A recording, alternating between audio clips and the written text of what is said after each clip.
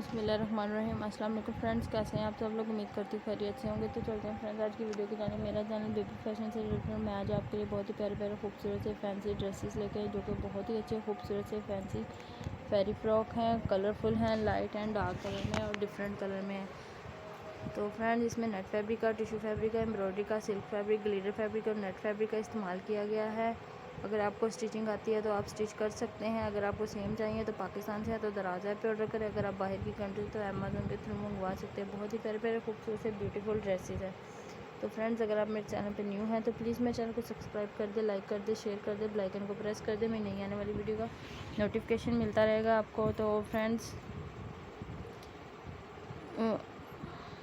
दुआ मिलते हैं। कमेंट सेक्शन में मुझे ज़रूर बताइएगा कि आपको बेबी फैशन से रिलेटेड वीडियो कैसी लगी। वीडियो एंड तक ज़रूर देखिएगा। अपना ख्याल रखिएगा, दुआ में याद रखिएगा। मिलते हैं नेक्स्ट वीडियो में, तब तक के लिए अल्लाह हाफ़िज़।